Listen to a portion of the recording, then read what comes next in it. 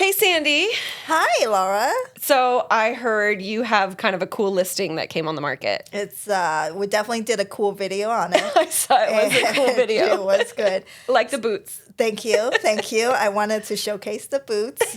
Hopefully they'll help the sell. But I did get some inquiries from some buyers. Okay. And some friends and families. All right. Over the years, I've gotten a lot of questions about, hey, I do want the American dream.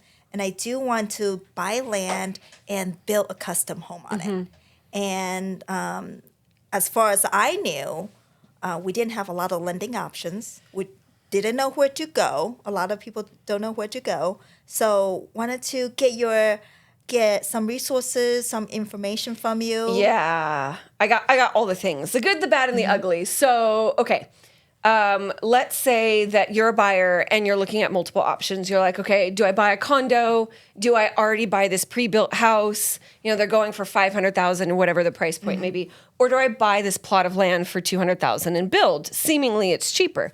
So we do have a product. It's actually called a one-time close, and it buys the land and it pays the contracting team, the builder, for the construction, and then at the end, it wraps everything together in one loan. So we do have that option.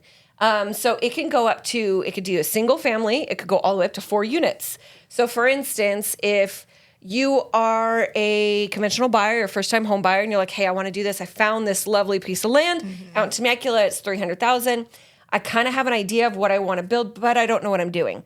So the first thing I tell you is, one, you got to get pre-approved by me. We're going to pre-approve you for just a traditional loan. Forget the nuance loan, just to see where you're at. 2, I'm going to tell you to go to the land use department in your city and pull all of the information on that piece of land. Because I actually started doing this before I bought my last house, I was just going to do a custom built home. Come to find out, all of these pieces of land had little nuances on it. Like one of them had a kangaroo rat on it, which is an endangered species. Oh. And so the kangaroo rat little home had to be moved or something like that. Another piece of land that I looked at had a blue line underneath it, a natural water source underneath that.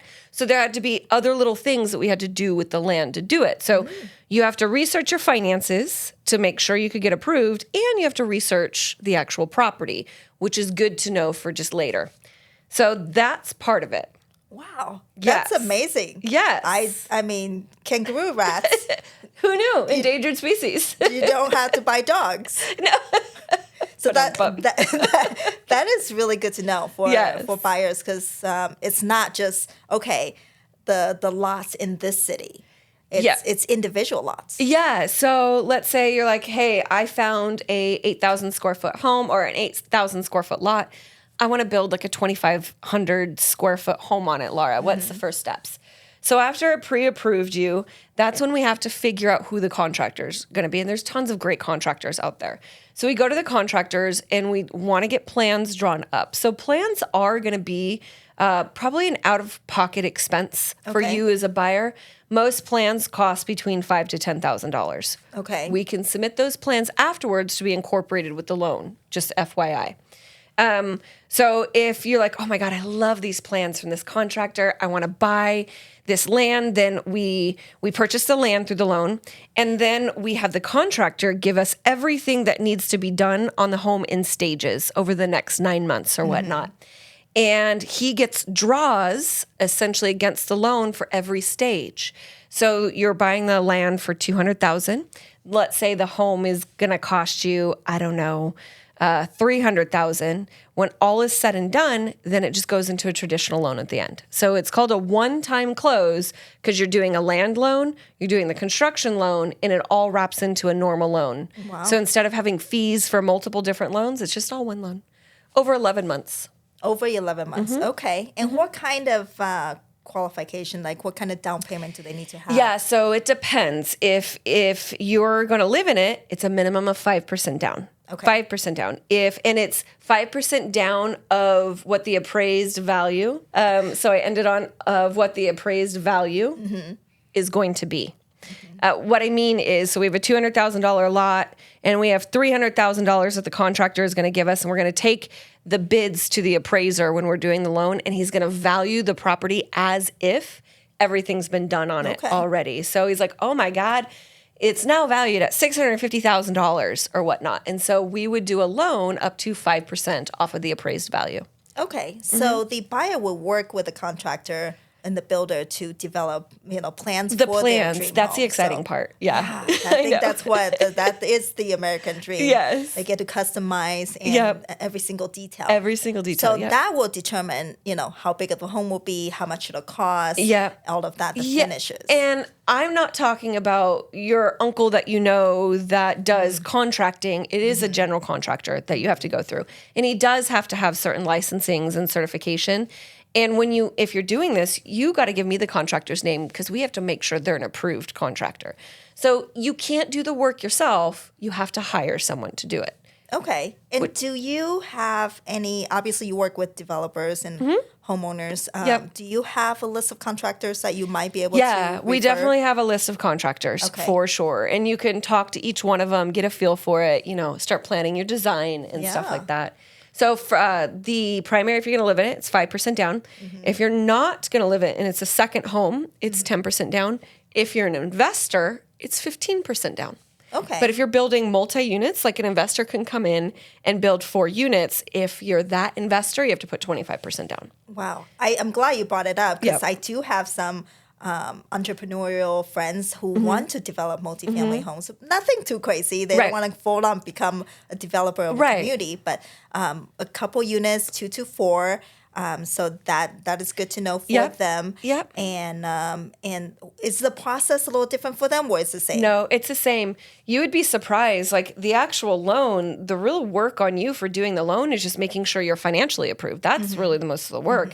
And then from there, picking out the contractor and kind of the fit and finishes of everything. So you get traditional loan and the fun part, where the real work is between the contractor and myself. Well, okay, 90% of it is the contractor. And then I just dot the I's and cross the T's and make sure the paperwork is filed. That's great. And that is great to know that you have a program that will work for investors like that. Yeah. Because in the past, all I knew was maybe they would go get a hard money loan. Can you kind of briefly go over the pros and cons? And so you can sometimes you have to do hard money. So sometimes, let's say that a lot of entrepreneurial individuals, they have multiple businesses. They're not necessarily like a straight up pay stub. And so if they have all these businesses and they're not filing their taxes showing a lot of income, then they probably won't qualify for this type of loan. And so then we do hard money.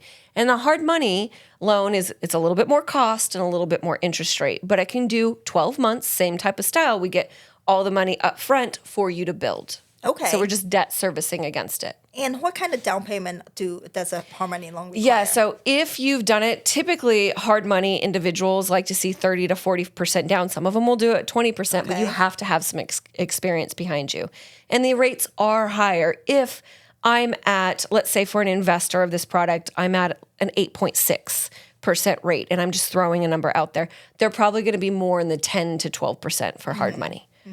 So as long as it makes sense. So is the investor doing it to cash flow? Is the investor doing it to sell? We have to look at their individual parameters to be like, okay, what's best for you? What is going to make the most sense for you in the long run? Okay, okay.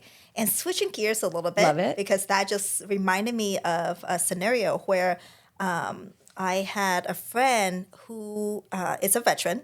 He used his VA loan to purchase a multi-unit, and he lived in one. So if someone wants to develop something and live in one of them, would they be consider an investor or No, primary? primary. Oh. So same thing. We could use a VA loan for this as well. And the VA can develop multiple units. Oh. And they have to be, the big thing with the VA is you have to be a primary occupant. So you have to live in one of the units. So just like you had your VA buddy that bought a 4-unit and lived in one of the units but was able to rent out the others, that's okay. Absolutely. That's amazing. Yep. That's helping veterans build wealth. Yep. And, Yep. own something of Yep. their own.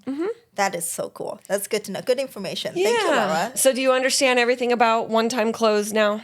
Yeah. Yeah. Yeah, that's good. And, a good and option. if buyers have more questions, because I get a lot of questions. Yeah. How would they contact you? Yeah, you could message me on social media. You could call my number. You could email me. We'll throw up all of my contact information Okay. for sure. Sounds good. If you ever don't know something, there's always a solution to it. And I tell my team this all the time.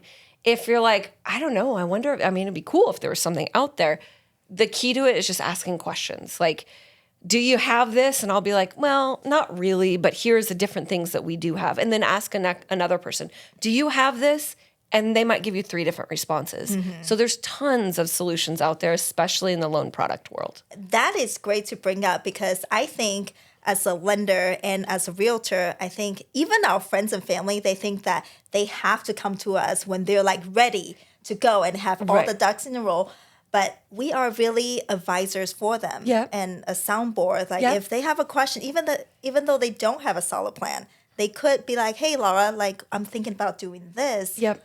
What do you need? What do I need to know? Yeah. What do you think? Yeah. And tell me it's a bad idea if it is. Right, and right. if it's a good idea, tell me what resources I can have or look into. So it's not like a big scary thing. Like I'm like committed when I ask Laura a question or Sandy. Taking little notes. Yep. 100%. Yeah, because we're here for, all the questions. We're all here the questions. Yeah, that's what we do. I spend so much time researching questions. You saw me right before this. Yes. I'm all, hold please. Let me make sure I'm not crazy before I answer that. Yes, it's totally. Hey, turns out you're not crazy. I'm not crazy. That's good. Well, thank you so much for your time today. Absolutely. And this is really good information for all of my audience and your audience. So I'm excited. Yeah, me too. High five. Yay.